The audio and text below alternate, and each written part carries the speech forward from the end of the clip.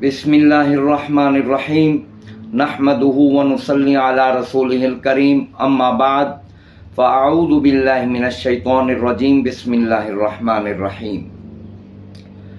आज का हमारा सबक है दौरे उस्मानी रज़ियल्लाहु अन्हु में कुरान मजीद की खिदमत व इशाअत, यानी हज़रत अबू बकर सिद्दीक़ रज़ियल्लाहु अन्हु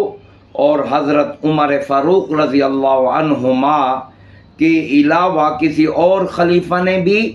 कुरान मजीद की कोई खिदमत अंजाम दी या नहीं। ये है आज का हमारा सबक। तो सबक की तफसील बयान करने से पहले आप तमाम न्यू लिसनर्स और व्यूअर्स से दरख्वास्त है कि चैनल को सब्सक्राइब करें और बेल के आइकन को भी दबाएं और वीडियो को शेयर भी ज़्यादा से ज़्यादा करें ताकि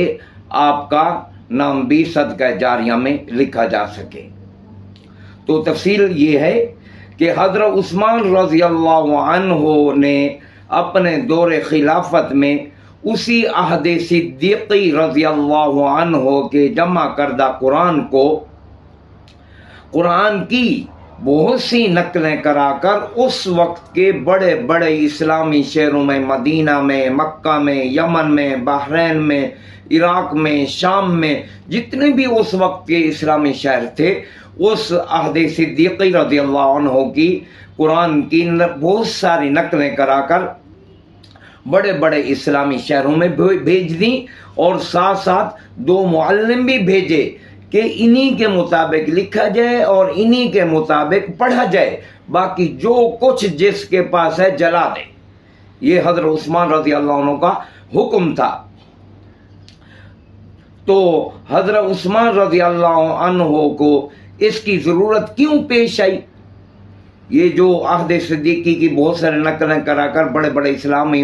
शहरों में भेजी, हुक्म फरमाया कि जो कुछ जिसके पास है जला दे, इन्हीं के मुताबिक लिखा जाए, पढ़ाया जाए। इसकी ज़रूरत क्यों पेश आई? ज़रूरत इसलिए पेश आई कि हज़रत हुज़ैफ़ा इब्नुल यमान रज़ियल्लाहु अन्हु ने एक इस्लामी लड़ाई में मुसलमानों के दो गिरोहों को कुरान मजीद के बाद कलिमात की किरात के बारे में इख्तिलाफ करते हुए देखा कि हर गिरोह अपनी किरात को सही, दूसरे की किरात को गलत बता रहा था। तो हज़रत हुज़ैफ़ा इब्नुल यमान रज़ियल्लाहु अन्हु ने इस सारी सूरत हाल से हज़रत उस्मान रज़ियल्लाहु अन्हु को आगाह फरमाया और उनकी तवज्जो इस तरफ मबजूल कराई कि कहीं कुरान मजीद का वही हाल ना हो जाए कि जो दूसरी आसमानी किताबों का हुआ है। इसलिए आप कुरान मजीद को सरकारी इंतज़ाम के साथ एक जगह जमा फरमाएं। तो हज़रत उस्मान रज़ियल्लाहु अन्हु ने अहद सिद्दीक़ी के जमा किए हुए कुरान को मंगाकर उसकी मुतअद्दिद नकलें कराईं और इस खिदमत के लिए भी हज़रत उस्मान रज़ियल्लाहु अन्हु ने भी हज़रत ज़ैद बिन साबित रज़ियल्लाहु अन्हु को भी मुंतखब फरमाया और चंद नामवर सहाबा और भी थे। तो हज़रत ज़ैद बिन साबित रज़ियल्लाहु अन्हु फरमाते हैं, ये काम मेरे लिए इतना मुश्किल था, अगर हज़रत उस्मान रज़ियल्लाहु अन्हु मुझे ओहद पहाड़ के बारे में हुक्म फरमाते कि इसको यहाँ से उठाओ वहाँ दूसरी जगह रखो, तो ये काम मेरे लिए आसान था। लेकिन कुरान को एक जगह जमा करना इससे भी ज़्यादा मुश्किल था। चूँकि खलीफा का हुक्म था, इसलिए उन्होंने इसको नहायत जान फिशानी के साथ इसको एक जगह जमा फरमा दिया। बस जब जमा हो गया तो उस वक्त से अब तक सारी उम्मत का इत्तेफाक है, बिल इत्तेफाक है और इजमा रहा है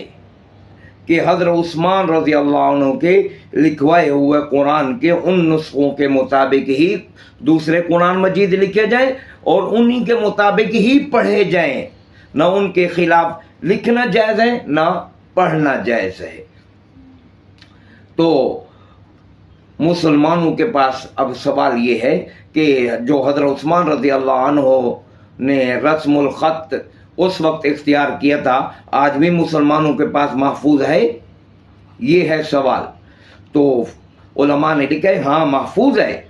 اور اسلام کے ابتدائی دور سے اس وقت تک جس طرح علماء حفاظ قرآن نے معنی، قرآن مجید کے معنی اور اس کے الفاظ کی حفاظت کی ہے، اسی طرح اس رسم الخط کی بھی جو حضرت عثمان رضی اللہ عنہ نے اپنے دور میں اختیار فرمایا تھا اس کی بھی حفاظت کی ہے، اور اس پر چھوٹی بڑی کتابیں بھی لکھی ہیں۔ اللہ تعالیٰ ان کو ہم سب تمام مسلمانوں کی طرف سے جزائے خیر عطا فرمائے،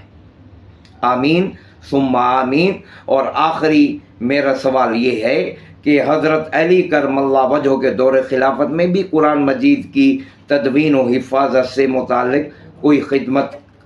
انجام پائی تھی یا نہیں؟ تو اس کا جواب علماء نے یہ دیا ہے، چونکہ آپ رضی اللہ عنہ کی خلافت کا زمانہ شروع ہونے سے پہلے ہی قرآن مجید کی تدوین و حفاظت کے تمام مراحل طے ہو گئے تھے، اس نوعیت کی کسی خدمت کی ضرورت باقی نہیں رہ گئی تھی، اس لیے آپ کے دور خلافت میں تدوین قرآن سے متعلق کوئی خاص واقعہ قابل ذکر نہیں ہے۔ ہاں البتہ حضرت علی کرم اللہ وجہہ کا وہ ارشاد کتابوں میں پایا جاتا ہے جس میں انہوں نے خلیفہ ثالث یعنی حضرت عثمان رضی اللہ عنہ کی خدمت کو سراہا، چنانچہ آپ نے فرمایا اگر مجھے بھی موقع ملتا